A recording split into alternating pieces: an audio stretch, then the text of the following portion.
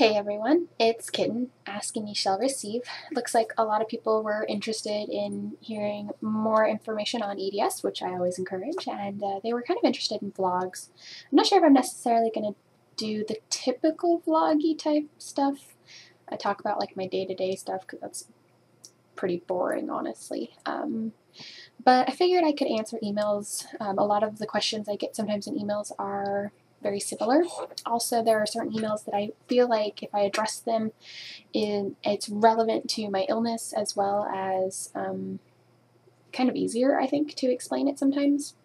I don't know. We'll see. This whole channel, as I'm sure most of you have realized, is kind of a giant experiment. I play around with the style of the videos, the content of the videos, and for the most part, I think I do okay. I look back at my videos sometimes and I go, okay, I don't like that, and I do like this, so nothing's going to really be consistent for a while. I'm still kind of feeling it out. I am obviously not somebody who makes a lot of videos. I'm just kind of used to my live stream, which is an entirely different format. So I've been streaming a lot lately, or I've been trying to. I was sick for about a week, so I know a lot of people were like, where did you go? And I was like, I wasn't feeling good.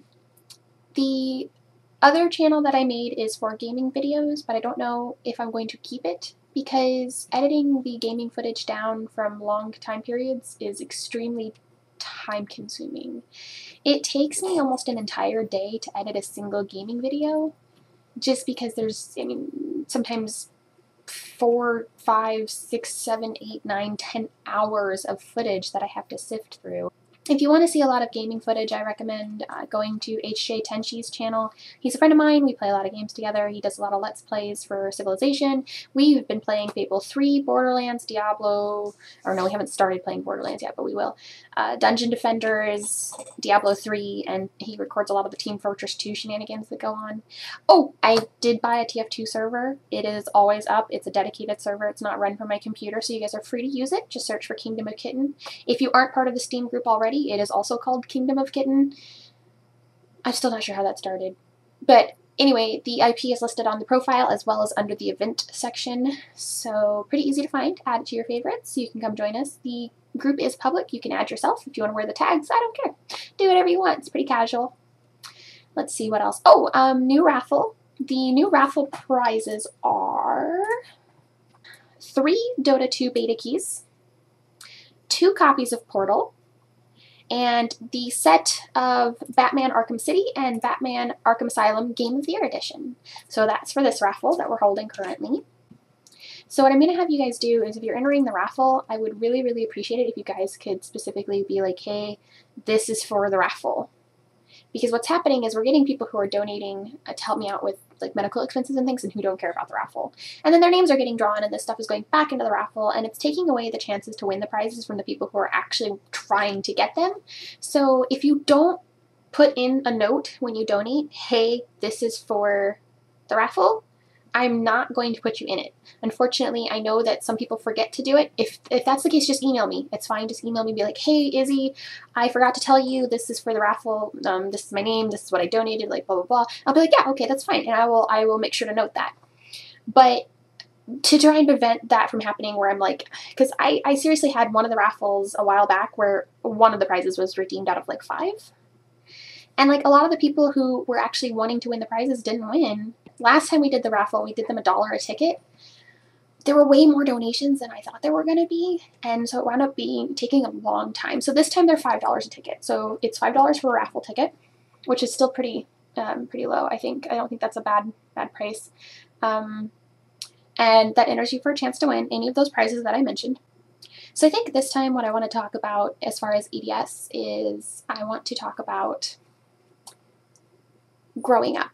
Because that seems to be what a lot of people are curious about. You know, I get asked a lot of the time, when did you first notice something was wrong? And how did you know something was wrong? Like, what was different when you were a kid? And next time I will address getting diagnosed. But for right now, I'm going to talk about being a kid. I come from a very, I want to say, like, tough as nails family, which, don't get me wrong, it's not a bad thing. They're the kind of people who, if something goes wrong, you pick up and you keep going. If something hurts, you shake it off. And it's a perseverance mentality, and it's not a bad one.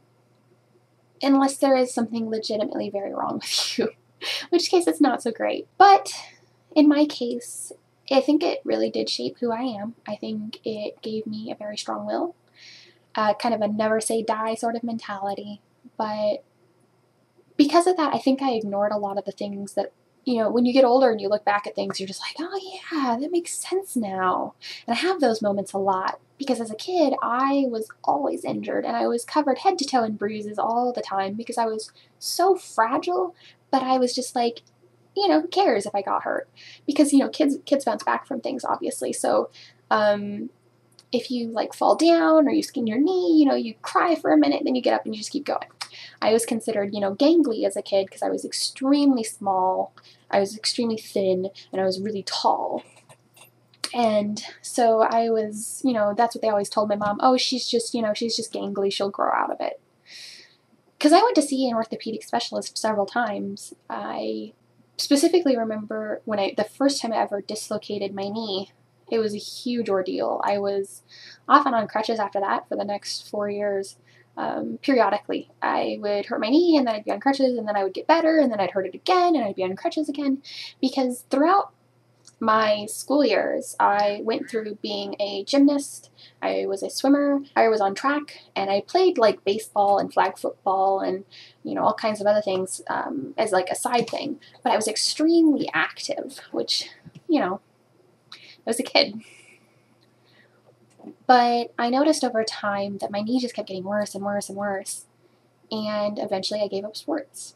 When I was a kid, I'd get this really bad pain in my chest, and my lungs would hurt, which, you know, everyone told me was normal, because to a degree it is, but the amount that I was feeling, the amount of pain, it felt like someone had taken sandpaper to the inside of my lungs and just been like, I mean, that's literally what it felt like. It felt like this horrible, horrible burning pain, and it came on so quickly. Like, I mean, I could run a little bit, and it would come, but I would just ignore it, and I would just keep running. At one point, I competed in a cross-country race, and I placed third. I did really well, but I honestly felt like I was going to die afterward, and I was in the 6th grade.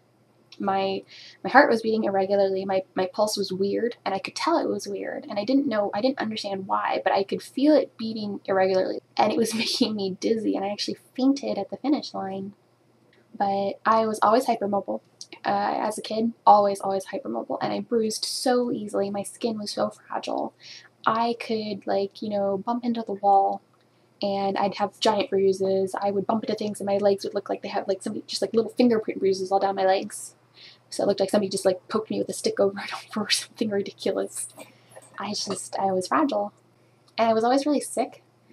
I got colds and sinus infections and ear infections and all that stuff very, very easily. It never occurred to me that, hey, I should tell somebody that this isn't right, because I didn't know it was wrong. I just assumed that everyone else felt that way.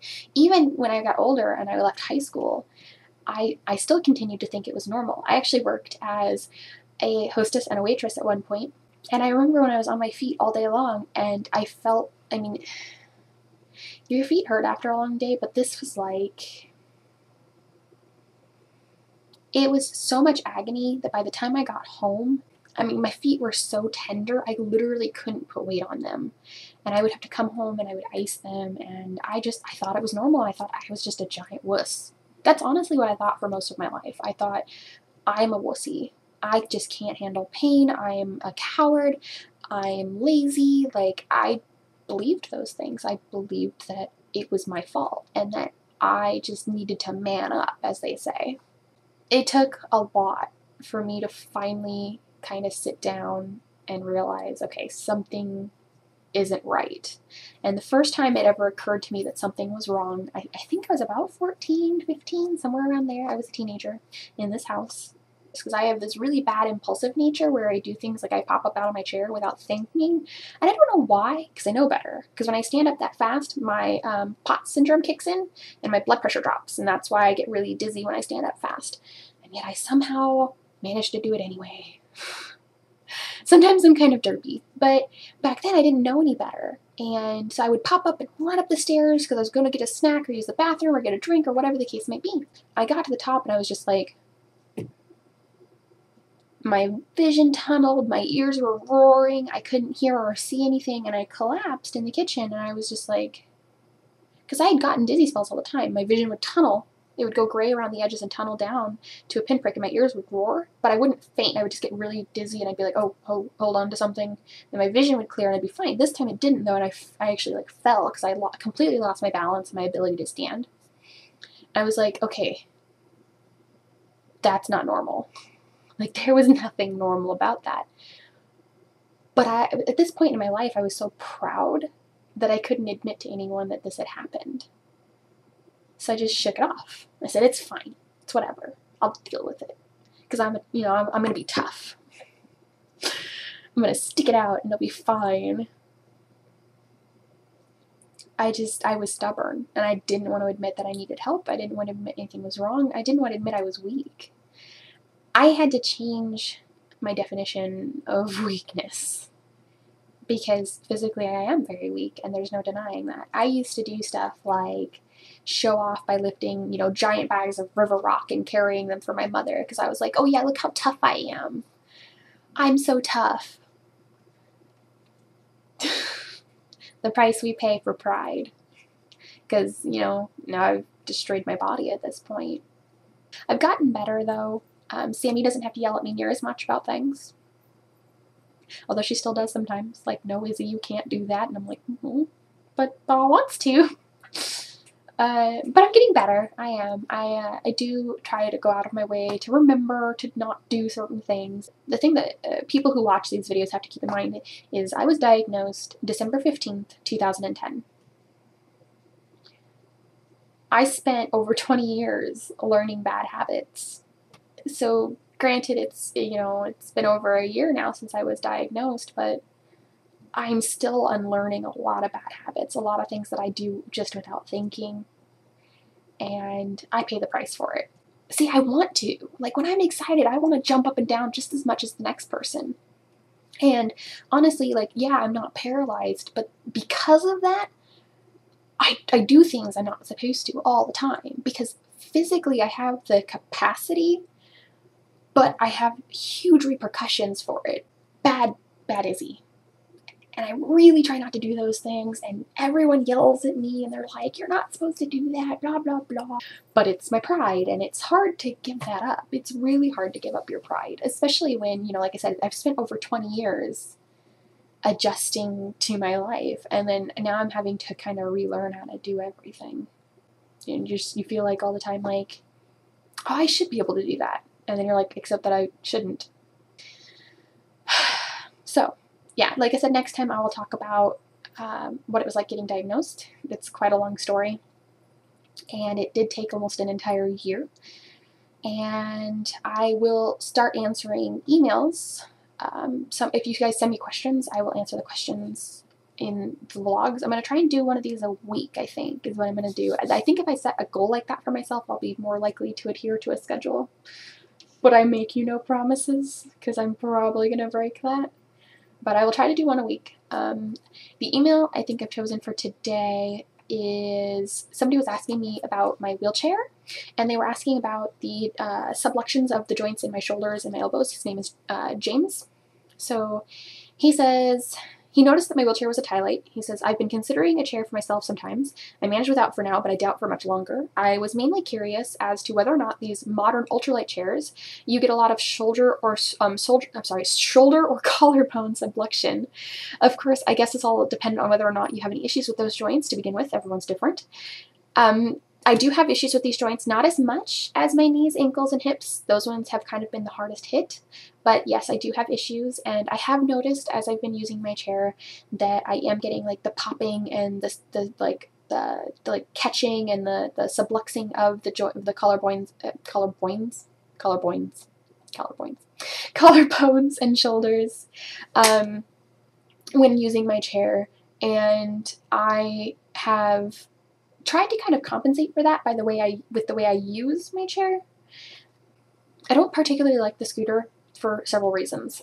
First one is they're heavy, and buying a car, and a car that I can lift it in, because I cannot physically lift my own scooter. Like they're pretty heavy things. Like with my manual wheelchair, it's light. It's under 30 pounds, I believe. So I can lift it in and out of the car and things like that. Like I can take care of it. I don't have to get anyone to help me. And I like that. I like my independence. So I don't know. I guess that's it for now. If you guys have questions that you would like me to answer here, feel free to email me. Like I said, I'm going to try and do these once a week. And I did change my Twitter name just because it seems like I had it backwards compared to everyone else. But I don't like it because I have to shorten my handle, and I don't know if I'm going to switch that back or not. I don't know. I don't know what I'm doing half the time, guys. Like, seriously, like, I'm a total derp. Like, let's face facts. I'm a derp. So, yeah, if you guys have questions, let me know. Feel free to email me. Seriously. I don't care. Send me as many emails as you want. Okay, no, please don't do that. Unless it has real content, don't send me an email. Don't spam me. And I will see you guys next week.